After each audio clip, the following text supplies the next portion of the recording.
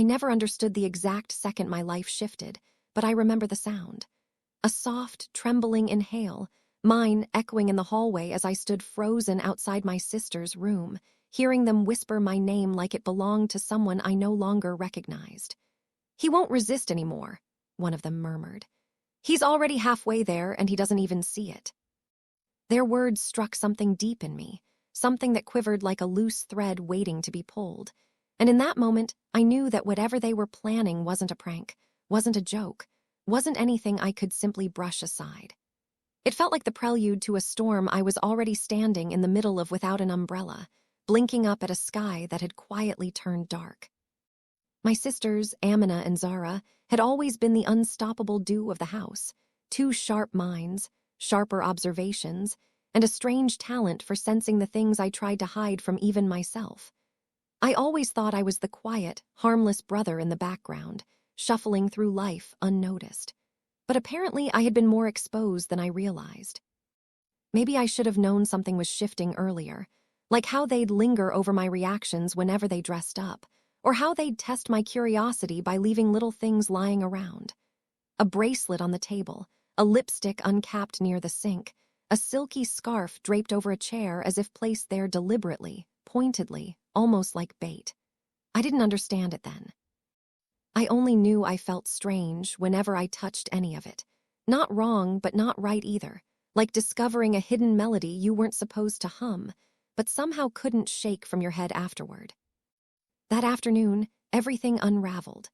I had come home exhausted from another day of feeling like the world didn't quite have a place carved out for someone like me, someone who always felt half invisible, half unfinished, wandering in a shell that never felt truly mine.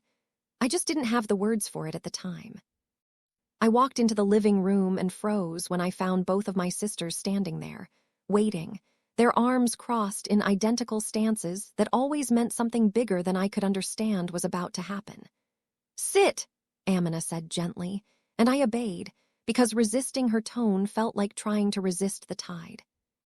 Zara held something behind her back. I couldn't see what it was, but the way her fingers tightened around it told me it mattered. "We need to talk," she said, and I instantly felt heat rush to my face. Those words always precede disasters, but this time it didn't feel like a disaster approaching. It felt like a revelation packing closer, step by step.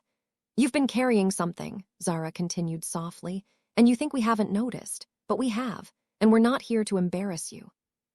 We want to help you stop hiding from yourself." I didn't know what to say. My breath snagged in my throat. My hands instinctively moved to my knees, gripping the fabric of my pants so tightly it almost hurt. I tried to laugh it off, but my voice cracked halfway. "I don't know what you mean," I managed, even though my heart was hammering, telling me they knew exactly what I hoped they didn't. Amina knelt down in front of me, leveling her gaze with mine so I couldn't escape. Her eyes held no judgment, just a terrifying kind of sincerity. "You don't have to pretend anymore," she whispered, and everything inside me lurched. Zara stepped forward then, revealing what she had been hiding behind her back. It was a neatly folded outfit, soft pastel fabric, delicate and unmistakably feminine. She placed it on the table gently, as though setting down something fragile. "We know," she said. "And we're not letting you go through this alone." My thoughts scattered like startled birds. I felt vulnerable, exposed, as though they had reached into my chest and tugged at the place where I kept all the questions I never dared to ask myself. The room suddenly felt too small, the air too thin. But as I stared at the outfit, some part of me, the quiet part, the part that had always whispered instead of speaking, leaned forward. It wasn't fear stirring inside me. It was something else. Something warm, confusing, hopeful, dangerous. I shook my head, trying to deny what I didn't yet understand. "Why me? Why are you doing this?" My voice trembled like I was afraid of the answer. "Because," Amina said, brushing her thumb over my knuckles in a gesture so tender it nearly broke me, "we've seen the way you look at yourself, like you're searching for someone who hasn't shown up yet." Zara nodded, her voice softer than I'd ever heard it. "And we think she's already there waiting." The words hit me in a way I couldn't explain. My chest tightened, and for a moment I felt the ground tilt as if the entire world was shifting beneath me. I didn't know who I was in that second. I didn't know who I'd become in the next. I only knew that my sisters weren't giving me a choice, not out of cruelty, but out of certainty. They believed something I still doubted. They saw something I still didn't. Amina stood and picked up the outfit, placing it in my hands with deliberate clarity. "You're going to try this," she said softly, "not because we're forcing you, but because it's time." My hands trembled as the fabric rested against my palms. It was impossibly gentle, almost weightless, but the moment I held it, I felt the weight of an entire new world pressing in. And even though fear pulsed through me like a warning, there was something else, something deep, aching, unmistakably alive, telling me this moment might be the beginning of everything. I swallowed hard, my voice reduced to a whisper.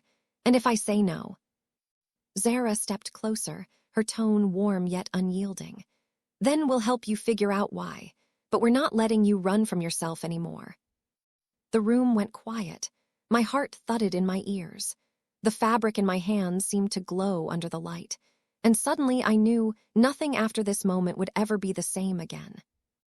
I didn't answer them, but I didn't let go of the outfit either. And that silence was all the yes they needed. I don't know how long I sat there with the outfit resting in my hands, the room thick with a silence that felt almost tender, almost threatening. The fabric seemed to breathe with me, rising and falling, as if it was waiting for me to decide who I wanted to be the moment I put it on. My sisters didn't rush me. They simply watched, patient but persistent, like they had already accepted a truth I was still terrified to name.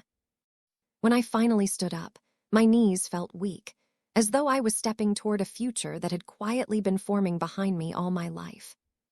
Amina guided me toward her room, the one with soft lighting and the faint scent of rose lotion always lingering in the air. Zara followed behind, and even though neither of them spoke, I felt the pressure of their presence like hands on my back, steadying me, pushing me, holding me all at once. The door closed behind us with a soft click that made my pulse stumble. It wasn't a trap, but it wasn't an escape either. It was an entrance. And the moment I crossed it, something inside me shifted, subtle but seismic. Amina placed the outfit gently on the bed and looked at me with an expression that was impossibly calm considering my heart was about to break through my ribs. "We're doing this slowly," she said, as if she didn't want me to mistake their intention. "You're safe." The word safe echoed strangely in my mind, as though I hadn't felt safe in my own skin for years and only now realized it. Zara walked around the room gathering a few things: a soft brush, a small makeup pouch, a hair clip she didn't even explain. Everything she touched seemed part of a plan she and Amina had crafted in whispers I was never meant to hear until now. I stood awkwardly, not knowing where to look, not knowing where I belonged in this moment. My voice cracked when I finally whispered, "I don't know how to do any of this." Zara paused, then walked over and gently pressed a hand to my shoulder. "You don't have to," she said. "That's why we're here." Those words, simple, steady, made something inside me loosen, like a knot beginning to unravel. Amina held up the pastel top, its soft shape unfamiliar and yet strangely welcoming. "Arms up," she said, her tone casual, like she was asking me to pass the salt.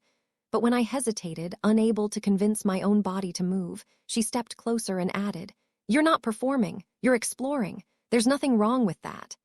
And hearing her say it like a fact instead of a suggestion made my breath tremble in my throat. I lifted my arms. It felt like surrender, but not to them, to myself. The moment the fabric slid over my skin, a shiver raced through me, startling and delicate. It wasn't just the texture. It was the sensation of wearing something that didn't feel like an accident. Something that felt like a missing puzzle piece, slipped quietly back into place. I tried to look away, tried to pretend it was just a strange moment and nothing more, but the way the sleeves hugged my arms, the way the neckline framed my collarbones, I couldn't deny the sense of rightness blooming inside me, faint but undeniable. Zara let out a soft breath, almost like she'd been waiting to see my reaction. "Look," she whispered, guiding me toward the mirror. I resisted at first, not ready to face the reflection that might change everything. But she nudged me gently, and when I finally lifted my eyes, I felt the world tilt again. It was still me, the me I'd always known, but softened, shifted, nudged just a fraction toward something I didn't yet understand but felt echoing inside my chest. My throat tightened, and I didn't know if it was fear or relief or something impossibly tangled between the two. "I look ridiculous," I muttered, even though deep down I knew I was lying. Zara raised an eyebrow, unimpressed. "No," she said. "You look like someone who's meeting themselves for the first time." I swallowed hard, unable to stop staring. Every second I looked at the reflection, another piece of denial cracked quietly inside me. Amina stepped behind me, her hands resting lightly on my shoulders. "This isn't the end," she said softly. "We're just opening the door." Her voice vibrated through me, grounding me, shaking me all at once. Zara picked up the brush next, her voice gentler than I'd ever heard it. "Sit." I obeyed without thinking, sinking onto the edge of the bed while she stood behind me, running the brush through my hair. Each stroke felt strangely intimate, not in the physical sense but in the emotional one, as though she was brushing away every version of me that had pretended to feel complete. "You don't have to understand everything right now," she murmured. "Just feel what you feel, even if it scares you." And it did scare me, how natural this felt. How I wasn't recoiling, wasn't embarrassed, wasn't trying to take it off. Instead, I sat there with my heart pounding in my throat, letting my sisters guide me into an identity I'd never dared to examine but somehow had always hovered near. When Zara tucked a small clip into the side of my hair, stepping back to admire her work, I didn't flinch. I didn't protest. I just breathed. Then Amina handed me a pair of soft, pastel-colored shorts that matched the top. My hands trembled as I held them, 1,000 thoughts swirling, none of them forming sentences. "It's okay," she said. "One step at a time." I changed slowly, every movement deliberate, every second stretching out like a fragile moment that might shatter if I rushed. When I stood again, wearing the full outfit, Zara's breath caught. Not in surprise, but in recognition. Like she had imagined this moment for years and was finally watching it come alive. "You look," she began, then paused, searching for the right word. "Honest." Honest? The word hit me harder than anything else had. Because for the first time in a long time, maybe ever, I felt something inside me settle instead of struggle. Not complete, not certain, but aligned. As if my reflection had finally stopped feeling like a role I had to play. I felt my voice tremble. "I don't know who I am." Amina smiled softly, tightening her hand around mine. "That's the beauty of it," she whispered. "You're about to find out." And as I stood there in that quiet room, feeling the soft fabric against my skin and the weight of my sisters, belief surrounding me like a shield, I realized that this wasn't just the beginning of a transformation. It was the first time I had ever allowed myself to be seen. The next morning, I woke up before the sun had fully risen, long before my sisters stirred. I lay there staring at the ceiling as memories from the previous night washed over me. Soft fabric, trembling breaths, the brush against my hair, the mirror reflecting someone I didn't entirely recognize but somehow couldn't look away from. It all felt unreal, like something that had happened in a dream I wasn't sure I was allowed to remember. And yet, the feeling stayed with me, anchored deep inside my chest, pulsing in a way that refused to fade. For a while, I just lay still, afraid that moving would break whatever strange spell had woven itself around my heart.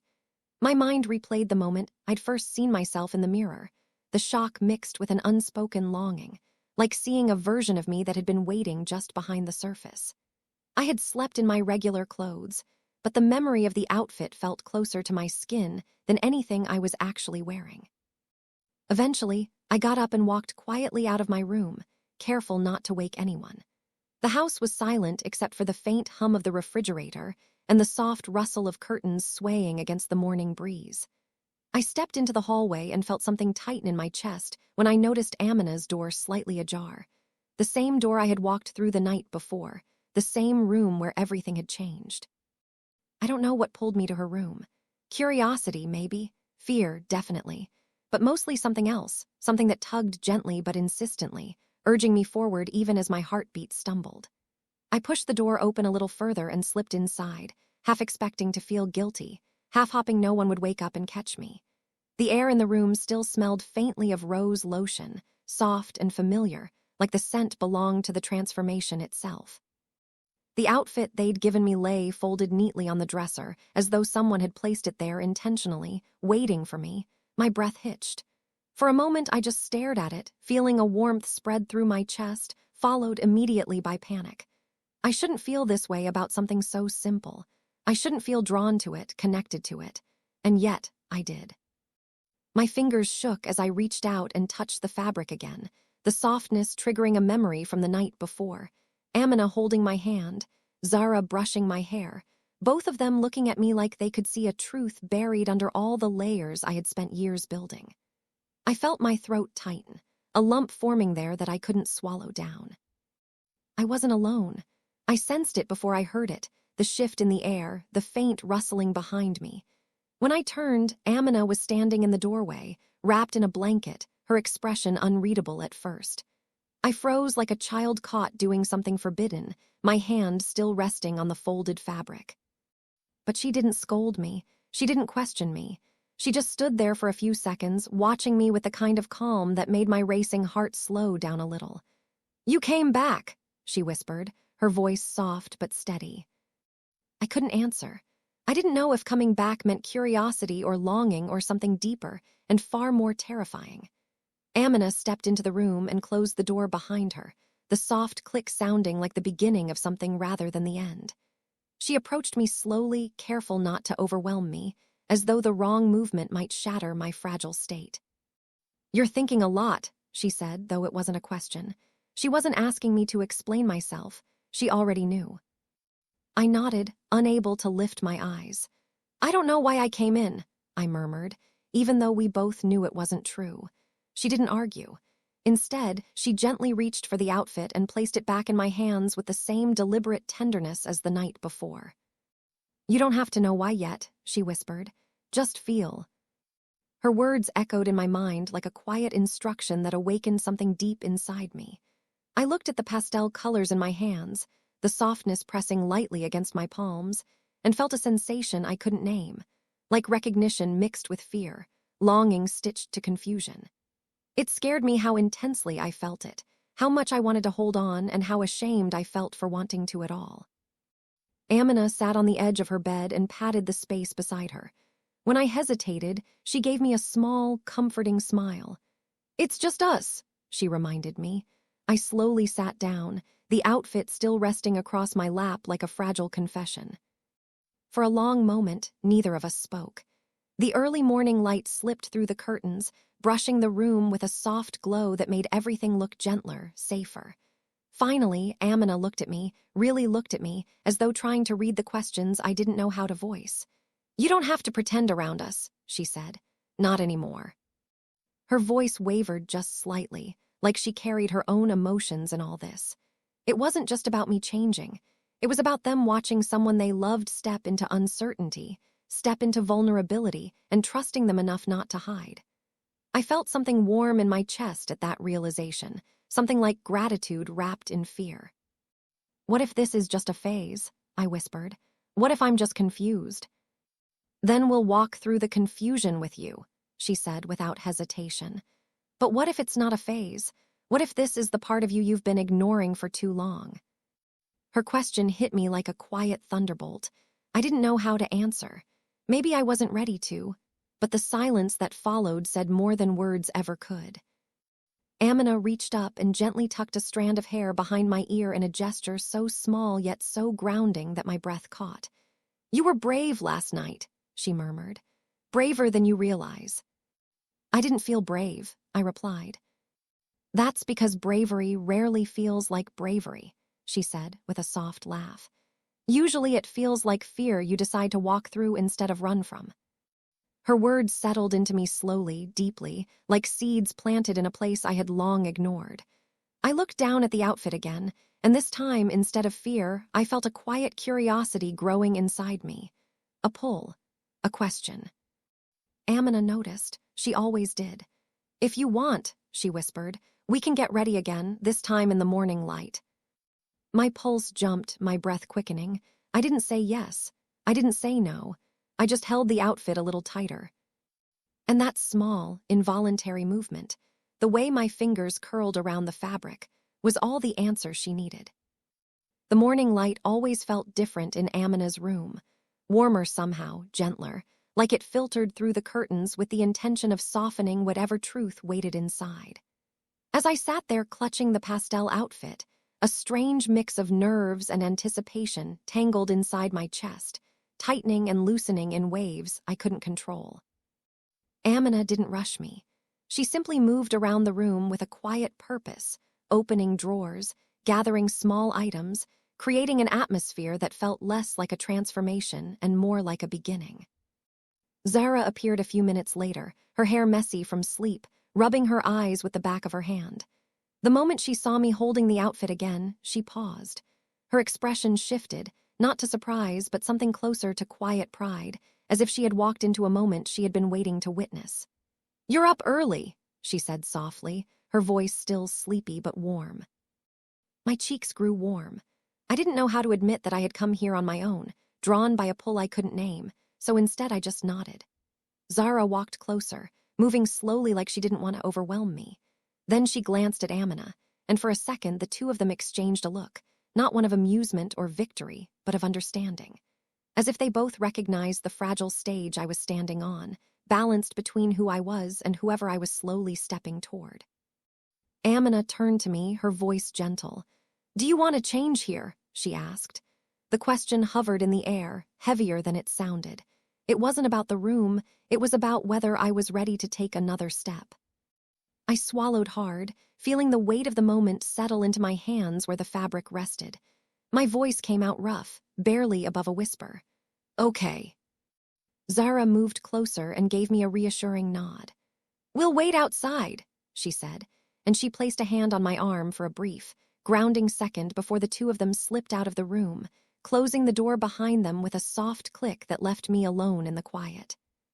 Standing there with the outfit in my hands again felt different from the night before. Last night was dim, fragile, emotional. This morning felt sharper, more exposed, like I was seeing everything clearly for the first time. My hands trembled as I unfolded the top. I took a deep breath, one that quivered halfway through, and slipped into the outfit slowly, carefully, as though the smallest misstep might unravel my courage. When I finally stood in front of the mirror again, the sunlight illuminated every inch of me, removing the shadows that had softened the truth the night before. And somehow, I didn't look out of place. I didn't look like the version of me I always recognized, yet I didn't look like a stranger either. I looked like someone suspended between two worlds.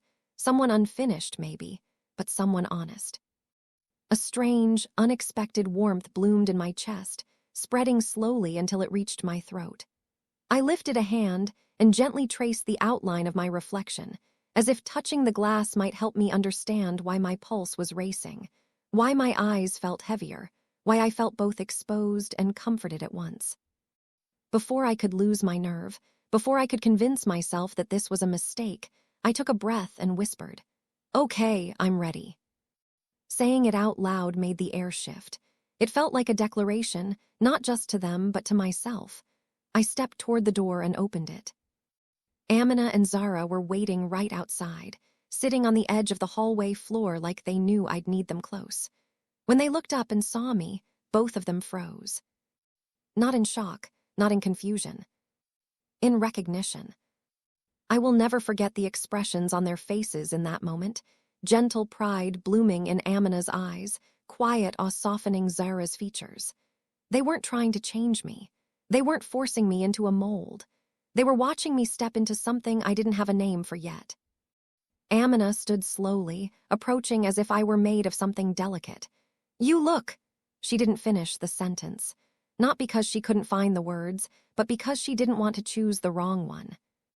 Zara stepped behind me, nodding slightly. "Let's do your hair again," she said softly. Her voice didn't push, it offered. We went back into the room together. Zara picked up the brush, and this time when she ran it through my hair, I didn't sit stiffly. I let my shoulders drop, let my breath settle, let myself feel the calm spreading through me. Amina knelt beside me, holding a small container of gentle tinted moisturizer. She held it up for me to see, making sure I understood her intention. "Just a little," she whispered. "Nothing heavy, nothing dramatic, just something to highlight what's already there." My heartbeat fluttered. The idea of even subtle makeup felt like stepping into uncharted territory, but I nodded. She applied it lightly with her fingertips, her touch soft and deliberate. I felt each motion like a quiet reassurance. Zara continued brushing my hair, her movements methodical, comforting. Together, without rushing me, they shaped something subtle, something natural. At one point, Amina tilted my chin up gently so she could see my face better. Her eyes softened. "You look peaceful," she said, and I realized with a jolt that made my breath catch that she was right. Peace wasn't something I ever associated with my reflection. But now, looking at myself through the soft glow of morning and the gentleness of my sister's hands, I felt something still inside me, something aligned. When they were done, Zara stepped back. "Look," she whispered. I turned to the mirror and saw someone who didn't look accidentally feminine or awkward or forced. Someone who looked balanced, like maybe this version of me had always been there, waiting to be acknowledged. My throat tightened. I didn't know whether to smile or cry or run or embrace it. My voice trembled when I spoke. "This feels different." Amina nodded. "Different doesn't mean wrong." Zara crossed her arms lightly, studying me. "So, how do you feel?" I hesitated, not because I didn't know the answer, but because saying it aloud made it real. "I feel like I'm finally breathing properly." They didn't say anything. They didn't have to. The silence wrapped around us like a shared understanding. Eventually, Amina placed a hand on my back, guiding me gently toward the hallway. "Come on," she said softly. "Let's see how the day feels like this." And I stepped forward, not because they pushed, but because something inside me had finally begun to pull. Walking out of Amina's room felt like stepping from one version of reality into another.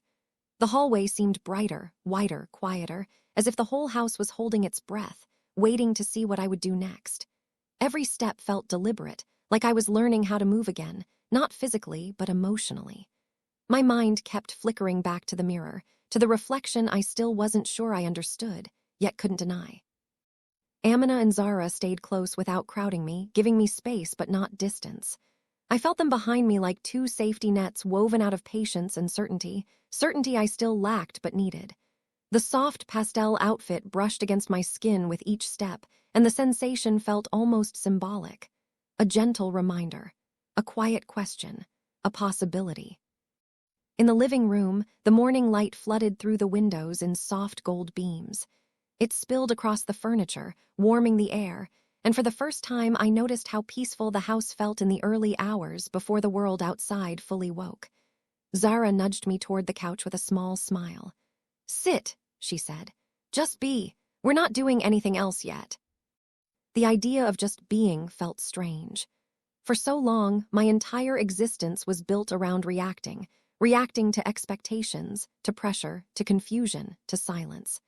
Sitting now, dressed the way I was, without hiding, without pretending, felt like walking onto a stage I didn't know I'd been preparing for all my life. Amina sat across from me, watching me with a softness that made my throat tighten. She wasn't analyzing me. She wasn't judging. She was observing with a kind of quiet pride that made something inside me warm unexpectedly. "What's going through your head?" she asked. Everything, I wanted to say, but the words tangled. Instead, I rubbed my palms against my thighs, feeling the unfamiliar texture of the fabric. "This doesn't feel like dress-up," I murmured, surprised at how honest the words sounded aloud. "It feels like something else, something I don't have a name for." Zara sat beside me, her voice low and steady. "Then don't name it yet, just feel it. Let it exist without definitions." Let it exist. The idea felt radical, freeing, terrifying. I nodded slowly, trying to let the moment settle without dissecting it. But the silence gave my thoughts room to breathe, and soon they swirled around me again, faster and sharper. "What if I'm imagining all of this?" I whispered. "What if I'm reading too much into a feeling that's temporary?"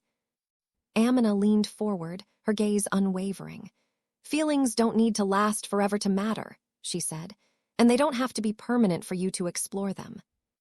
"But what if this changes something?" I asked. "Something big, something I can't undo." Zara exhaled softly. "Sometimes the things we fear changing are the things that needed to change the most." Her words struck me like a quiet bell, vibrating in the air long after she finished speaking. I stared down at my hands, twisting the hem of the pastel top between my fingers. "I'm scared," I admitted, barely audible. Amina smiled gently. "Good," she said. It means you're stepping into something real." The honesty in her voice hit me with more force than comfort. I felt my chest tighten, a mix of fear and relief. For so long, I had tried to avoid anything that felt too real, too revealing. I buried my questions so deeply I convinced myself they didn't exist. Yet here I was, sitting in the morning light, wearing soft colors and subtle makeup, letting the truth brush up against me without running. Zara tapped my shoulder lightly. "Can I show you something?" she asked. I nodded, uncertain but trusting her more than my own stability. She got up, walked to her room, and returned with a small photo album I hadn't seen before. She sat beside me again, opening it to the first page. It wasn't filled with family pictures like I expected. Instead, it was filled with sketches, drawings she had made over the years, softly shaded portraits, half-formed silhouettes, figures caught between identities. She flipped through page after page, each drawing more honest than the last. Some were clearly female forms, some male, but many were something in between, something blurred, fluid, undefinable. "These aren't random," Zara said quietly. "They're you." My breath caught. "Me?" She nodded. "I drew them over the years. Every time I saw something in your eyes you didn't say. Every time you paused when we showed you something about ourselves. Every time you looked at yourself like the reflection wasn't wrong, just incomplete." Amina leaned back slightly, watching my reaction. "We didn't expect you to see it yet," she said, "but we knew." I felt everything at once, overwhelmed, exposed, understood, terrified, relieved. I swallowed hard, my voice trembling. "Why didn't you say anything before?" "Because you weren't ready," Zara answered. "And because this needed to come from you, not from us." I reached out and gently touched one of the drawings, a figure with soft features and uncertain eyes. I didn't remember posing for anything like it, but I recognized the emotion in the sketch exactly. "It feels like you saw me before I saw myself," I whispered. Amina placed a hand on my knee, grounding me. "Maybe," she said softly, "or maybe we just saw the parts you were too afraid to acknowledge." I stared at the sketch again. The longer I looked, the more something inside me loosened. A quiet truth stirred, subtle but undeniable. "Do you think I'm supposed to be different?" I asked. Zara shook her head gently. "Not supposed to, but maybe allowed to." The distinction struck me deeply. Allowed.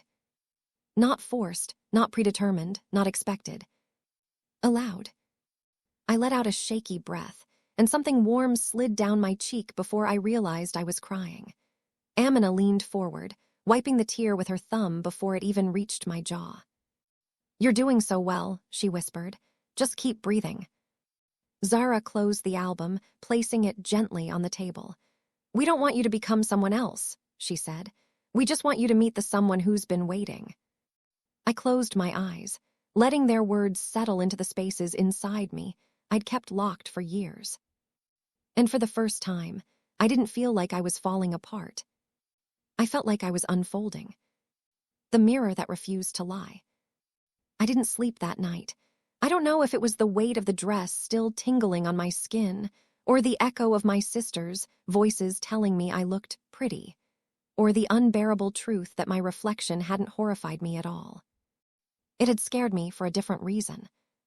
I didn't hate the girl I saw. And that was somehow more terrifying than hating her. Morning sunlight painted soft stripes across my room, and for the first time in my life, I hesitated before getting up. I didn't want to touch my old clothes. I didn't want to step back into the familiar shape everyone thought I had. It felt like those clothes were waiting for me like a cage I had escaped only for a moment, and now I was expected to crawl back in. Breakfast was too quiet. Both of my sisters gave me these sideways glances, the kind that say more than words ever could. They weren't teasing me today. They weren't mocking. It was something else, something that made me sit a little straighter, unsure of what they were planning. Finally, Arya broke the silence. "I put something in your room," she said. Lena didn't even look up from her cereal. We both did. My heart stumbled. What kind of something?" "You'll see after school," Arya replied, humming like she enjoyed the suspense too much. I felt a shiver roll through me. the kind that came from equal parts dread and curiosity. School felt longer than the entire day before. Every hour felt too loud, too visible, like everyone somehow knew something was happening to me at home, something strange and secret and delicate. I kept remembering the way my sisters had looked at me last night, like they saw a version of me I wasn't ready to understand. When I finally got home, I didn't even greet them. I went straight to my room. The moment I opened the door, I froze. Everything was laid out on my bed in careful, symmetrical order. Soft skincare bottles, hair clips, a makeup palette, a brush set, a pair of delicate tights, a soft pink sweater, and a note sitting right in the center, written in Arya's unmistakable looping handwriting. Girls don't appear overnight, but they begin somewhere. I sank down onto the edge of the bed, staring at the items like they belonged to someone else. Someone confident, someone graceful, someone who knew who they were. I wasn't any of those things. Yet my hands trembled, not with fear, but with longing. I picked up the sweater first. It was unbelievably soft, the kind of fabric that made you want to hold it against your cheek. Then I picked up the brush, then the tights, then the eyeshadow palette. Everything felt foreign and familiar at once, like somehow I already understood what each item meant. I didn't realize Arya and Lena had crept into the doorway until I heard Arya whisper, "Try them." Lena added, "Just see how it feels." There it was again, that tone that wasn't teasing anymore. It was gentle, careful, something almost protective. I swallowed hard. "Why are you both doing this? What do you want from me?" Lena walked in first. Her expression wasn't smug for once. It was strangely earnest. "You looked happier last night," she said. "More yourself, even if you do know why." Arya nodded. "We think you're fighting something you don't have to fight." The words were like a stone cracking through glass inside me. Something long hidden and long denied twisted at the surface like it wanted to breathe. "I don't know who I am," I whispered. Arya stepped closer. "That's exactly why we're helping." My throat tightened. What if this ruins me? What if people find out? Lena shrugged softly. "What if it saves you?" I didn't answer. I couldn't. My chest felt full, like every emotion I'd been ignoring for years was pushing upward all at once. Arya placed her hands on my shoulders and turned me gently so I was facing the mirror. "Look," she said softly. "Just imagine, not forced, not a joke. Just imagine what you might become if you let yourself try." I stared. My reflection stared back, tired, guarded, unsure. But as I held the sweater to my chest, something shifted. The mirror didn't lie. It wasn't showing a boy who didn't belong.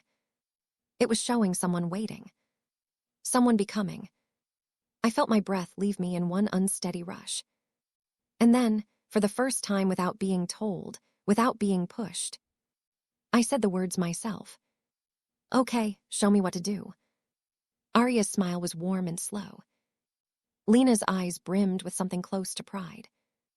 And as they stepped closer, as they picked up brushes and palettes and soft fabrics, something inside me unclenched, like I was stepping into a version of myself I'd only ever seen through a fog. A version that finally felt real. A version I was scared to want. But I wanted her anyway. Amina guided me to sit at the edge of the bed, and her movements were so gentle, so careful, that my heartbeat seemed to fall into the rhythm of her hands. It didn't feel like she was trying to push me into anything. It felt like she understood something about me that I hadn't gathered the courage to understand about myself. Zara stood behind her with her arms folded, but not in her usual tough love way. Her eyes were studying me with a kind of quiet protectiveness that didn't match the sister who used to prank me over everything. Both of them were watching me like this moment mattered, like the real me was somewhere close, and they didn't want me to run from her again. Amina brushed a stray strand of my hair to the side, and the simple touch sent a warm current down my spine. "You don't have to be afraid," she said softly, her voice warm like a blanket. "We're not here to make decisions for you. We're here to help you see the ones you've been too scared to look at." "I'm not scared," I whispered. But my voice trembled, betraying me. Zara let out a quiet breath. Then, why do you look like holding that sweater almost broke your heart? The truth hit me again, not painful but heavy. I did almost break, not because I hated the idea of the sweater, but because it felt like something inside me had been waiting for it for a very long time. Amina opened the makeup palette. Warm, soft colors glowed up toward us. Rose, nude, gold shimmer. Nothing loud, just enough to shift something, enough to reveal, not disguise. "Relax your shoulders," she whispered. I tried. My pulse still thudded at my collarbone. She dipped the brush into a warm tone and lifted it toward my eyelid.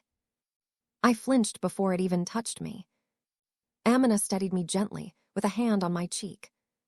"Hey," she breathed. "You're safe, breathe with me." I inhaled. Exhaled. Let myself trust her. She brushed the color softly across my eyelid, each stroke whisper-light. I couldn't see the change yet, but I could feel it, like each brushstroke loosened a knot inside me that had been tangled for years. Zara stepped closer, watching every move with a surprising softness. "You're doing great," she said, her voice lower than usual, sincere. Amina kept working, blending, softening, adding the faintest shimmer. Nothing dramatic, just a shift, a suggestion. When she finally stepped back, she nodded toward the mirror. "Look." I turned slowly. My reflection looked the same. And not the same at all. The change was subtle, a softened eyelid, a gentler frame around my eyes. But the real difference wasn't on my skin. It was inside my expression. I looked open, vulnerable, like someone I didn't know, but somehow recognized. "I don't know if I like it," I whispered. Amina's voice softened further. "You don't have to like it, just tell us how it makes you feel." Feel. That word always hits the hardest. I feel like. My throat tightened. I feel like someone I've been avoiding. Zara sat down next to me. "You don't have to run today," she murmured. Her words sank into my chest like a quiet truth I'd been too afraid to hear. Amina picked up the soft pink sweater from the bed and held it out. "This isn't about being a girl," she said. "This is about seeing a version of yourself you've never given a chance." I stared at the sweater. Its softness made my chest ache. "I'm not ready," I breathed. "You don't need to be ready," Amina replied. "Just willing." The room was silent. No pressure. No jokes. No force. Just choice. Real choice. My hand reached out before my mind could catch up. I took the sweater. The fabric felt impossibly gentle in my fingers. Slowly, heart pounding, I pulled it over my head. It slid over me like a whisper, settling on my skin with warmth that felt too emotional to explain. Zara inhaled sharply. Amina's eyes widened with something like pride, something like awe. I stared into the mirror again. This time, the shift was undeniable. Not because I suddenly looked like someone else, but because I wasn't fighting the possibility anymore. For the first time, I wasn't resisting. I wasn't pushing back. I wasn't pretending. For the first time, I let myself change. And I had no idea whether that scared me more or comforted me more. The day, everything felt too real.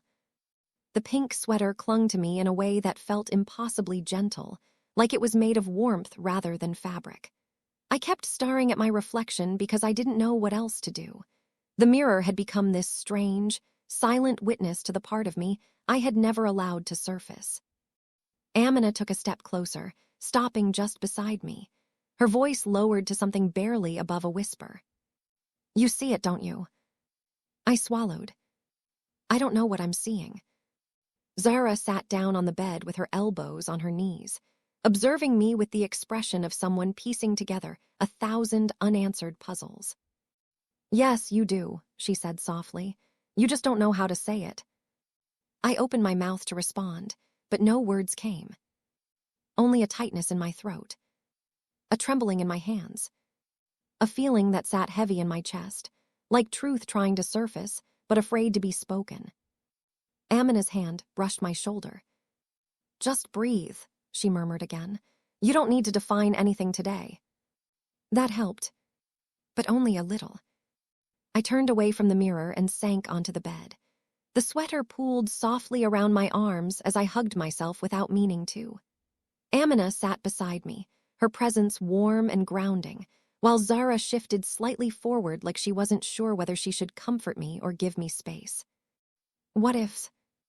I forced the words out, though they felt fragile. What if I'm changing into something I'm not supposed to be? Zara tilted her head. Who decides what you're supposed to be? I didn't have an answer. Amina clasped her hands in her lap. Do you think any of this is wrong? I don't know, I burst out, emotion cracking through my voice. It feels right and wrong at the same time. I feel like I'm losing myself and finding myself, and I don't know which part is supposed to scare me more. Amina didn't flinch at the intensity in my voice. She just looked at me with this soft, steady patience that made it impossible to hide. Maybe, she said gently, you're not losing anything. Maybe you're letting go of a version of yourself that was just surviving. Zara added quietly, and making room for a version that might finally live. The words hit me so hard my breath stuttered. I pressed my palms to my face. I don't want to disappoint you. Amina blinked. Disappoint us? You think this is about us? Zara stood up abruptly and walked in front of me, so I had to look up. Her expression was firm, but not harsh. We're not doing this because we want you to be someone else, she said. We're doing this because for the first time, you don't look trapped. Amina nodded. You look like you're discovering something precious, something you've buried. I felt tears prickling at the edges of my eyes, though none fell. I didn't know how to handle their kindness, their support, the way they weren't laughing or mocking or forcing me into anything. I wiped my eyes with the sleeve of the sweater. The soft fabric against my skin felt grounding. Zara exhaled and sat beside me again. Okay, she said. Let's do something simple. She reached for a hair clip from the bed, a tiny rose gold one, delicate and almost unnoticeable.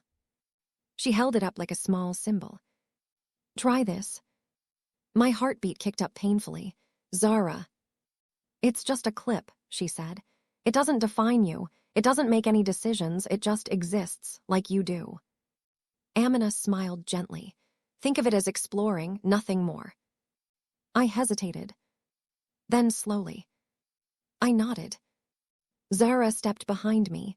I felt her fingers brush gently through my hair, pulling a small section aside. Her touch was careful, almost too gentle for someone who usually pretended she didn't care. The clip snapped softly into place, holding back the strand. Amina's breath caught just slightly, like she wasn't expecting the effect. Look, she said. I stood and faced the mirror again. And something inside me shifted. Not dramatically. Not loudly. Just a quiet realization that settled deeper than anything before. The clip didn't make me look like a girl. It didn't erase who I was. It didn't magically transform my face. But it did something else. Something subtle and irreplaceable. It softened me. It opened something. It revealed a version of me I had never allowed to exist outside my imagination. I reached up and touched the clip. I don't know what this means, I whispered. Amina stood beside me. It doesn't need to mean anything yet. Zara crossed her arms, but her voice softened. You're allowed to explore who you are without choosing a label today. I closed my eyes. And for the first time, I didn't feel like I was pretending. I didn't feel like I was performing. I didn't feel like I was being forced. I felt like I was stepping towards something my heart already recognized. Something I had been too scared to admit I wanted. When I opened my eyes again, the reflection staring back didn't scare me anymore. It scared me how much I quietly welcomed her. The name I didn't know I needed. I kept touching the little rose gold hair clip like it was a fragile secret. It wasn't expensive. It wasn't dramatic. It wasn't even meant to make a statement. But it anchored something in me, something I'd never dared to hold before. Amina sat on the edge of my desk, watching me with that patient steadiness she always carried when she sensed I was about to unravel. Zara leaned against the doorframe, arms folded, but her eyes were softer than usual, like she was guarding something delicate. The room felt warmer than it had in years, even though the window was cracked open. Maybe it wasn't the air, maybe it was them, maybe it was me changing. Finally, I whispered, "I don't know what's happening to me." Amina tilted her head. "You're discovering yourself." Zara added, for once without fear. I let out a breath I didn't know I'd been holding. But what if it's all in my head? What if I'm just confused? What if this is temporary? What if? Amina raised a gentle hand. "Stop fighting shadows." Zara nodded. "Confusion doesn't mean you're wrong. It means something real is waking up." Those words hit deeper than I expected. Real, waking up. I sat on the bed, the soft sweater clinging lightly to my arms.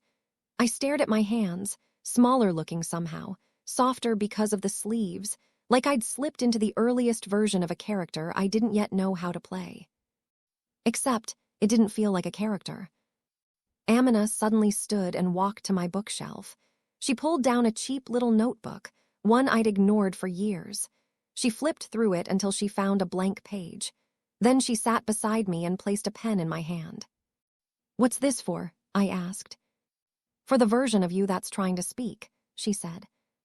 Zara added from across the room, "Write how you feel, not who you think you're supposed to be."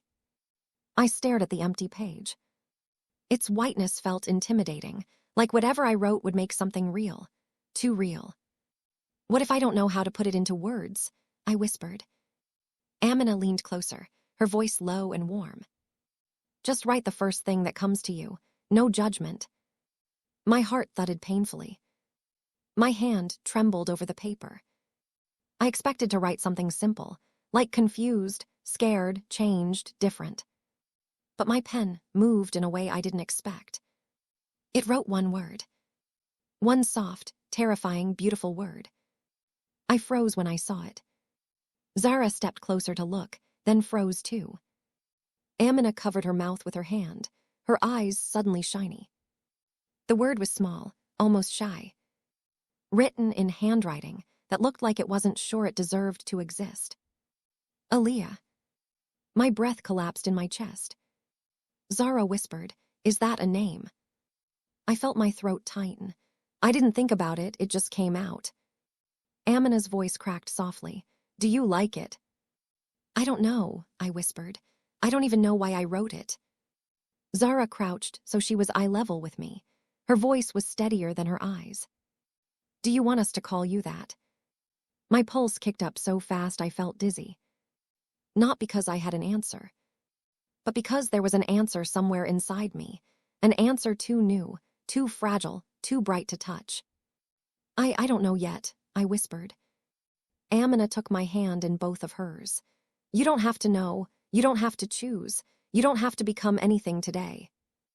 Zara added, "But the fact that your heart wrote a name before your mind understood it, that means something."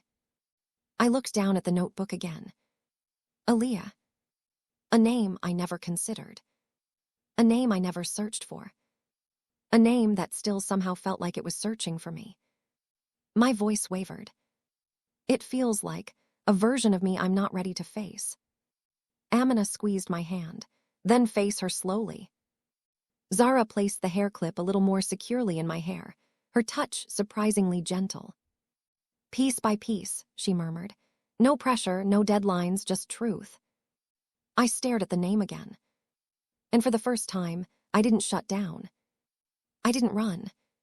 I didn't deny it. I just breathed. The room felt too quiet. Too real. Too full of possibilities and fears, and something that almost felt like hope. And I whispered, barely audible, almost like I was saying it for the mirror version of myself instead of them. "She feels familiar." Amina exhaled shakily. Zara froze completely. And I realized something. I had not just written a name. I had opened a door. Becoming Aaliyah. The rest of the afternoon passed in a strange, suspended quiet. I didn't move much, except to trace the letters of my name, Aaliyah, over and over in the notebook, like touching the word might make it real. Amina and Zara didn't rush me. They hovered nearby like shadows of comfort, guiding when needed, silent when I needed to be alone with the fragile version of myself that was surfacing. I kept catching glimpses of myself in mirrors, my soft hair falling over the pink sweater, the hair clip glinting in the sunlight, the faint shimmer of eyeshadow brushing across my eyelids. Every reflection whispered the same thing: she exists. You exist. By late afternoon, the strange tension in my chest, the tightness that had followed me since I woke that morning, had loosened. Slowly, tentatively. Amina approached me and knelt beside the bed. Her fingers brushed my hair back, more gently than anyone had ever touched me. "Do you feel like yourself?" she asked softly. I swallowed. The truth weighed heavy and light at the same time. "I feel real," I said. "Like I'm finally meeting someone I've been too scared to know." Zara leaned on the doorframe, watching silently, her usual teasing smirk gone. Her voice was quiet but firm. "You've been running from her for a long time. That's over now." I closed my eyes and let their words sink in. Over the years, I had been trapped behind my own fears and confusion, never allowing myself to acknowledge who I truly was. And now, the version of me that had been buried, Aaliyah, was stepping forward. Not because anyone forced her, but because I finally let her. I opened my eyes slowly and looked at Amina and Zara. I think I want to try living as her," I whispered. "Not for anyone else, just me." Amina's hand found mine. She squeezed it gently. "Then we'll help you every step of the way." Zara finally walked over and sat beside me, careful not to crowd me. "This is your journey," she said. "We're just here to make sure you don't have to do it alone." Aaliyah, the name still felt new and soft on my tongue, but every time I said it aloud, it made the reflection in the mirror feel warmer, more certain. I wasn't abandoning my past. I wasn't pretending. I was embracing something I'd hidden for too long, finally giving it a voice. The sun was dipping below the horizon, spilling a golden glow across the room. I stood, feeling the sweater brush against my arms, my fingers lightly grazing the hair clip. I looked into the mirror, and for the first time I smiled at the person staring back, not with fear, not with confusion, but with recognition. Amina and Zara flanked me on either side, their presence steady and grounding. "You're ready," Amina whispered. "Not for anyone else, but for yourself." "I think I finally am," I replied, feeling a calm warmth spread through me. Aaliyah was no longer just a word written on paper. She was me, fragile, uncertain, beautiful, real. I took a deep breath, letting the new air fill my lungs like permission. Permission to explore, permission to exist, permission to become. And with Amina and Zara by my side, I knew I wasn't stepping into the unknown alone. I was stepping into myself. I was becoming. I was Aaliyah.